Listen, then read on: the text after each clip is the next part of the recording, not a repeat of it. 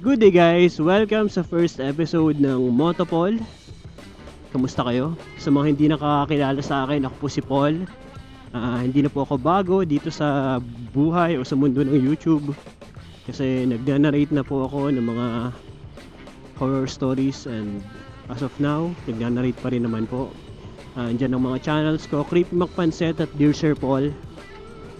Ngayon, subukan po natin ang bagong mundo ng motovlogging kasi honestly matagal ko na pong gustong subukan o gawin ang motovlog. Sa mga nakakilala naman po sa akin, hello, maraming salamat po kung hanggang dito ay nakasubaybay kayo. Kamusta? What's good? Sarap pagmotor. Ngayong gabi ang agenda natin is maglibot lang sa Cavite at puntahan ng isang lugar. Punta po tayo sa isang sikat na daan dito sa Cavite na kung tawagin ay Open Canal. Pero teka, ano nga bang Open Canal? Ayon kay paring AI Google, ang Open Canal daw karugtong ng daang hari. Ginawa raw ito early 2000s, 2003, tapos natapos ay 2005. At originally, ginawa raw ang daan na ito para syempre daanan, pero ang pinaka-purpose daw ay gawing daanan ng irigasyon na kontrolado ng National Irrigation Administration o NIA.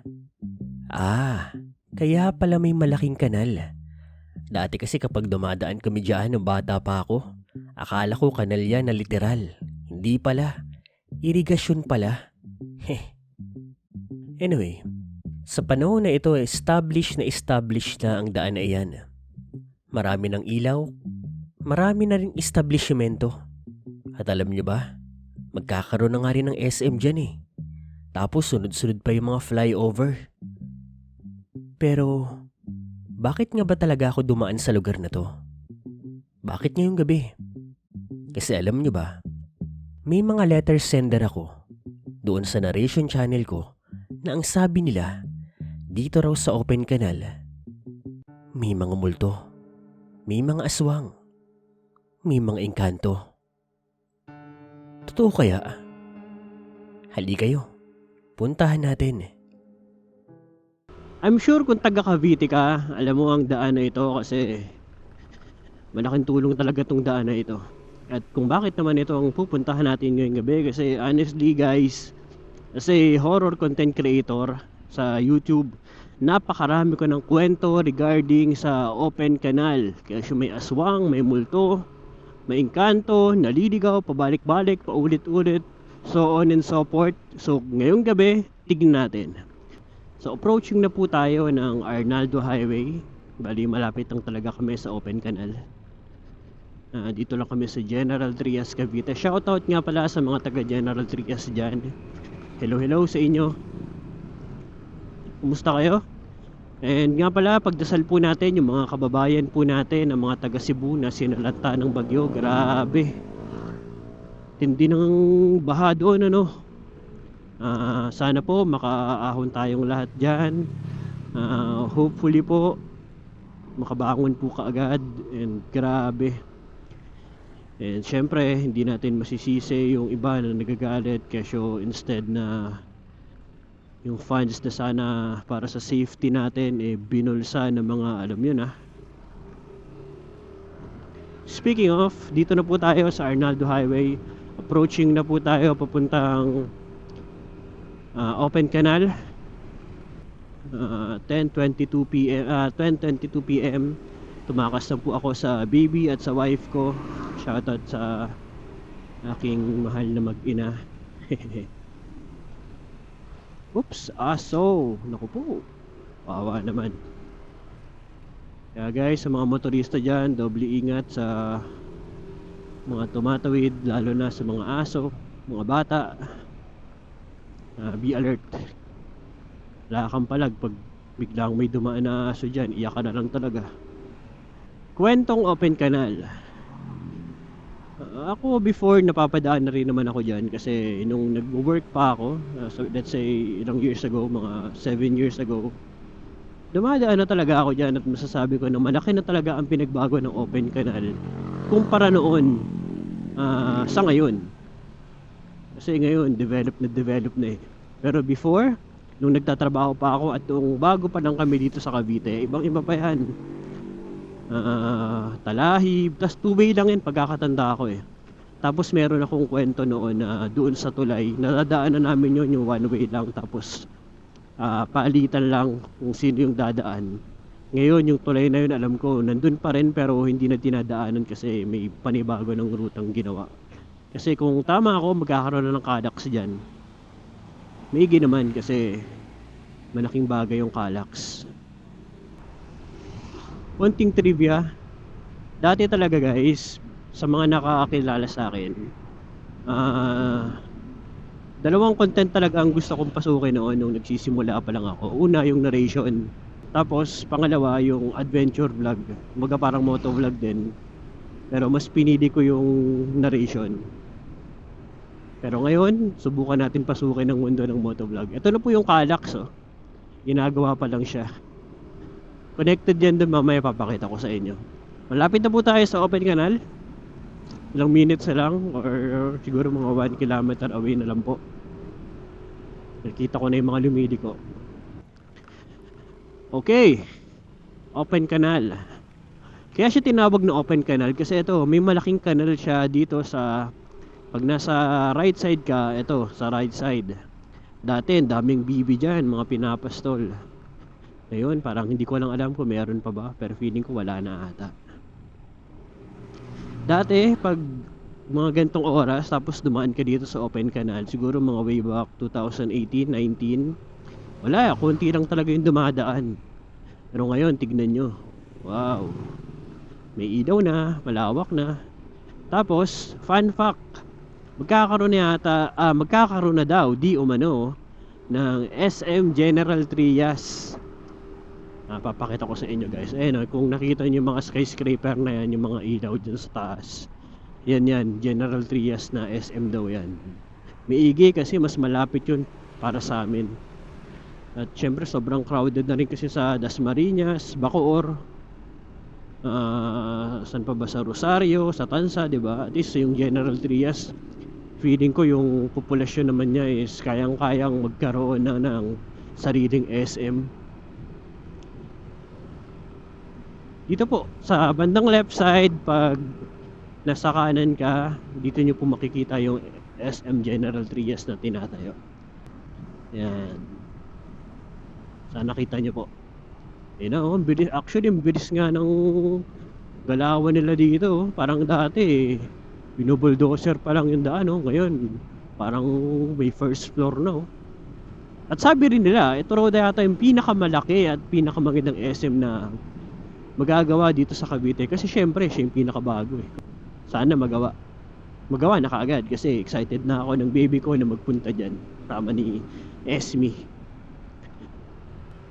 Dito before, wala pa tong sementeryo. Neto lang din tong nagkaroon ng sementeryo. Dati wala pa tong sementeryo eh, sa pagkakatanda ko. Tapos two-way lang dito. Kasi two-way lang talaga, tapos masikip. Kuwari pag may magkakasalubong na sasakyan, dadahan-dahan ka pa kasi baka magkagit-gitan kayo. Tapos yung gilid mo, puro talahib. Ngayon, ilang way to? 4, 6, 3? Kasi magkakaroon na nga ng Calax. And speaking of Calax, yung kaninang nakita nyo ng overpass doon sa kabila, dito po siya connected sa overpass na to. Tapos yung overpass na yan, papasok po yun ng looban ng Gentry, Navarro kung tama ako, hindi ako nagkakamali. Tapos Imus, ganoon. Tapos tagos na po niyan. Ang tagos na po noon ay papunta na po ng Cavitex. Nadaanan na po natin yung tulay na tinutukoy ko sa story ko. Halfway na po tayo kung tama ako. Alam mo yung dati nung dumadaan ako dito, feeling ko ang layo o ang haba ng daan na to kasi babagal lang talaga magpatakbo yung mga tao rito eh. Kasi nga 'di ba, masikip, makipot. Pero ngayon pag mabilis ka, ang bilis lang. Tama mo, may McDonald's na. Dati wala namang ganyan. Ayun, dami ng ilaw. Di ka na talaga matatakot magdaan dito kahit gabi kasi major road na. Paano na lang yung mga multo, aswang, matatakot na rin pumunta rito mambiktima. Kasi kagaya ko, tingnan mo, may camera na ako dala, makukuha na sila. Dito po yung Imus Police Station. Kung tama ako, dito rin yata yung bagong LTO ng Imus. Dito rin yata yun. Dati itong daan na to, makipo to eh.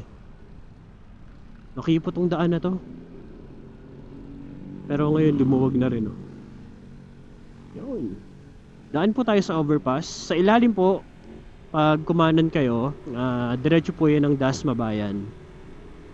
Sabang, yan. Pero dahil di naman po tayo dadaan doon at tutumbukin natin yung dulo-dulo ng open canal, daan po tayo dito sa overpass. Itong overpass na to, ang bilis din itong nagawa eh.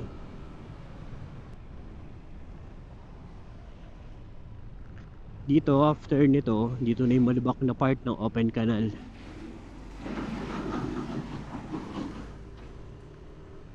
Mausok kasi under construction pa to eh. Alam ko parang lalakihan pa yata nila yung daan dito, o ewan ko kung anong balak nila.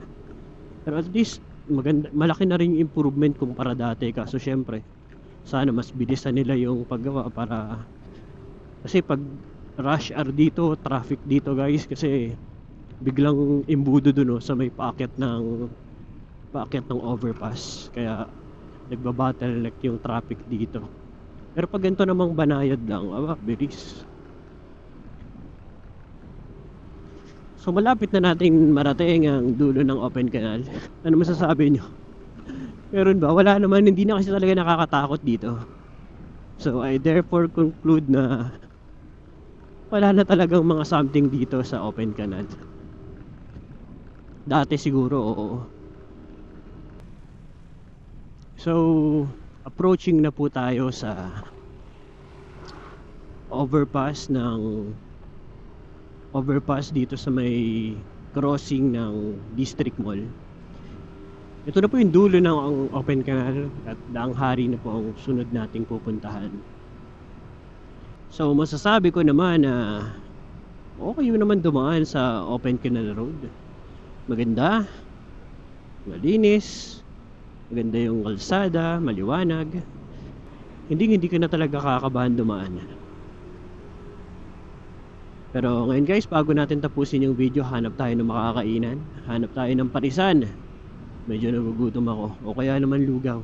Tignan natin dun sa open canal kung merong lugaw-lugaw dun. Ito naman po yung point of view pagpabalik. Yung overpass doon sa may Malagasang, hindi, Malagasang ba? Tama, Malagasang. Ito naman po.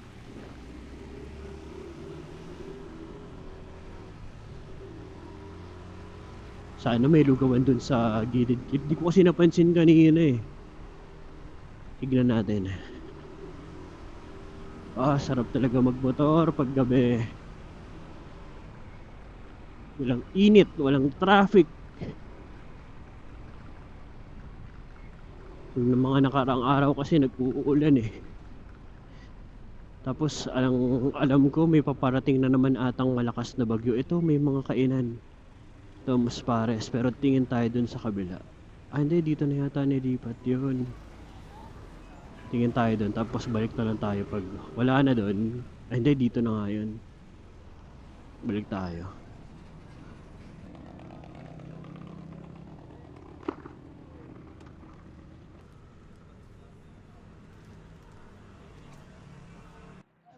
Pares ka?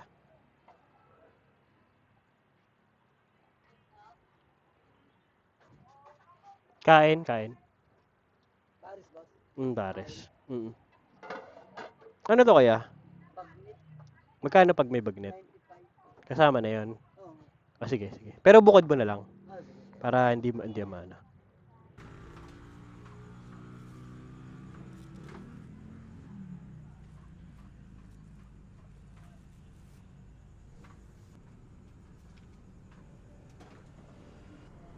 Bawang.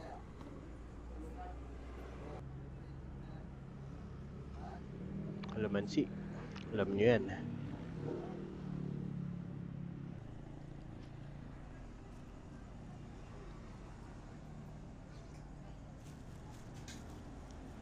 Yun. Tapos na tayong kumain. Medyo busog. Napasarap ang kain natin. Pero paminsan-minsan masarap din kumain ng bawal.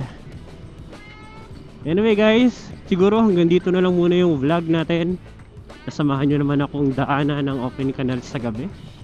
Gaya ng sabi ko kanina, okay na yung daan sa gabi. Magandang daan, maliwalas, safe, marami kang makakasabay. Honestly, hindi ka na dati kasi matatakot ka doon na baka may mga hold up sa'yo. Baka bigla ka na lang tubuhan, bigla ka na lang bungguin, tapos nakawan yung motor mo. Pero ngayon, hindi. Okay na dumaan doon. Samahan niyo pa akong kumain. Maraming salamat sa inyo. Comment down below kung anong gusto niyo mga puntahan natin sa mga susunod na episodes natin dito sa Motopol. May mga gusto ba kayong papuntahan, galaan, and soon mag-rides tayo kasama ng mga tropa.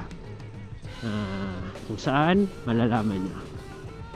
Maraming salamat sa panonood. Kung umabot ka man dito, hanggang sa susunod na lang muli. Ako si Paul ng Motopol.